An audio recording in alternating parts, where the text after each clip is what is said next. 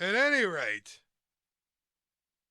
like I'm saying to you, very simply, um, the I just lost my whole computer. Everything is gone. Now I got to try and do it a different way here. Um, the trend has been people don't go to sporting events as much anymore.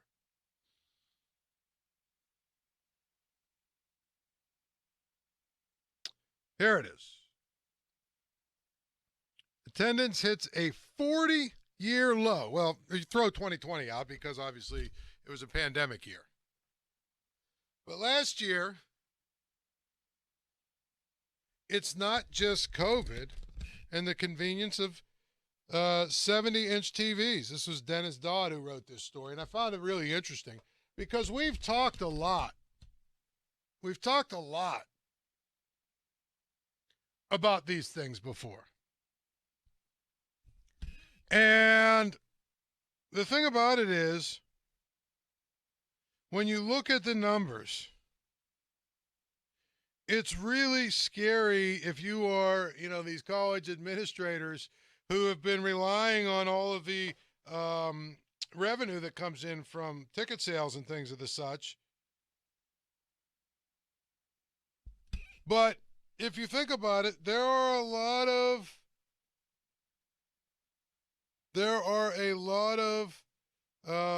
reasons why, and it's not just COVID.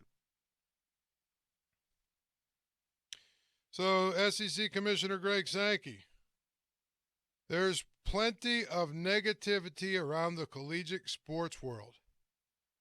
People have said, well, these decisions won't affect fan interest. Well, something certainly is. It's not just TV, it's not just COVID. We have to rethink our approach on key issues. That's almost a Captain Obvious moment. In this age of name, image, and likeness, and the transfer portal and court battles, this serves as a reminder that the game is not too big to fail. September games sometimes start in the heat of midday to accommodate networks. Some schools are still building out stadium bandwidth so fans can use their mobile phones in the stands. In general, colleges can't easily build a new stadium to replace an antiquated one given the constrained campus footprints. As such, renovations rule the day, but not everyone can spend $500 million like Texas A&M did on expansion. In some ways, the game doesn't cater to the fan who chooses to attend the game in person. For an aging fan base facing raising ticket, parking, and concession prices, it's easy to go to a default setting on game day. For younger fans with shorter attention spans, it's about keeping their attention. We really are competing against the 70-inch TV and the beer that is cold in your refrigerator and no lines at the restroom, Big 12 Commissioner Bob Bowlesby said. We have to continue to make sure we enhance the game day experience. It's the seventh straight year and ninth year in the last 10 that FBS attendance has declined. The NCAA has been tracking attendance since 1976 in per game national decline of 1,629 fans. In 2021, it's the steepest ever, a 3.93 drop from 2019, which was obviously the last year they did attendance. But, but, I would say this. I don't necessarily think it's really all that complicated. 412-928-9370 is the number, by the way. I don't necessarily think it's really all that complicated. I think it's really pretty simple to me. Fans have fans have a chance to go to a game, pay the money that it costs, sit all day long, tailgate, after the game, traffic in and out, all of that stuff, which basically means if you're going to go to a college game, and especially since they're all now like 4 hours long, if you're going to go to a college game, you're basically going to use an entire day. That's basically what you're going to use. It's going to cost you your entire day. And you know what?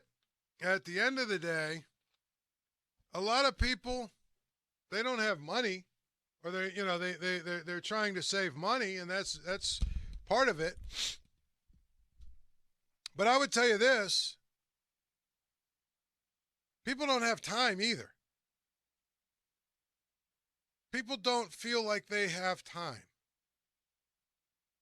They feel like they're always crunched because of the way that we live, because of the way that we do things in society nowadays. Everybody is pushed to the limit and stressed out. They've got to go here. They've got to go there. They've got to do this, especially if you've got kids. You've got, 15 activities every weekend. You've got to try and, squeeze it all in. And so as a result, it's hard to justify saying, you know what? I'm going to give up my whole entire day on a Saturday, especially if it's nice out. I'm going to give up my whole entire day, and then I'm going to go to a football game. And it's going to cost me X amount of dollars. But, more importantly, I'm going to lose, pretty much an entire day. Maybe I'll get a few things done in the morning before I go, but for the most part, probably not.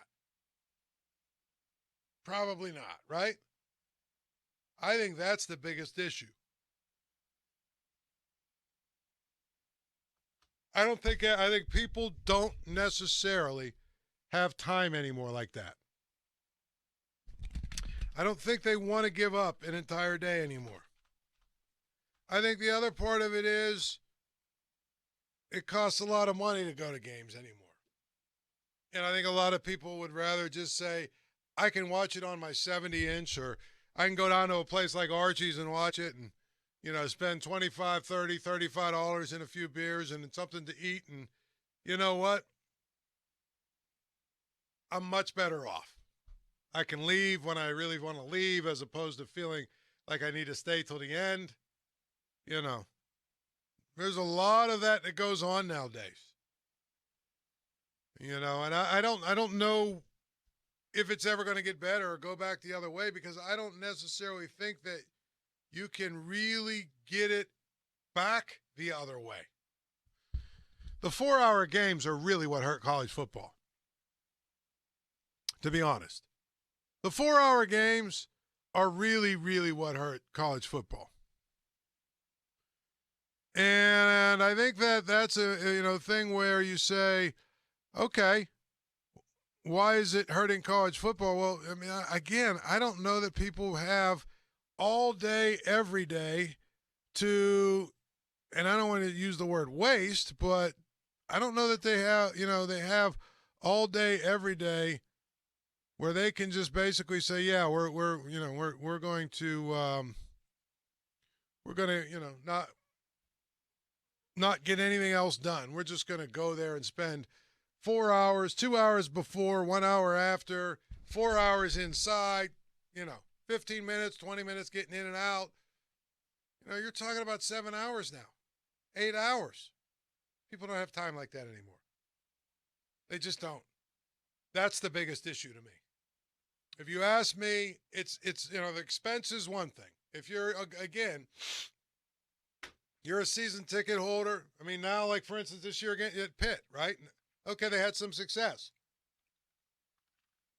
Now, every seat in the building, I'm pretty sure you have to have a donation. Maybe it's a small donation, but you got to do a donation and then buy your tickets. So the prices are going to go up a little bit. You've got couple of premium games at home, which I'm sure they'll try and, jack those prices up a little bit. Beers or whatever they are, $10, $11. It's not really all that cost effective if you're somebody that's living on a budget. And of course, over the last couple of years, we've had a lot of people that have lost income. And, when you start taking a look at, okay, what is it that I have to cut out of my budget? I think, season tickets are a pretty easy thing. I actually don't know that it's going to be any different, to be honest. Even like, even if things rebound or whatever, I don't even know if we're going to be able to do that.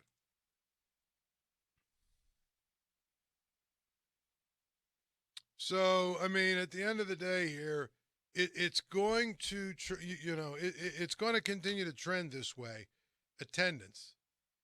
And that's just not really even a secret as to why. Because it's really, really difficult. I think it's really, really difficult.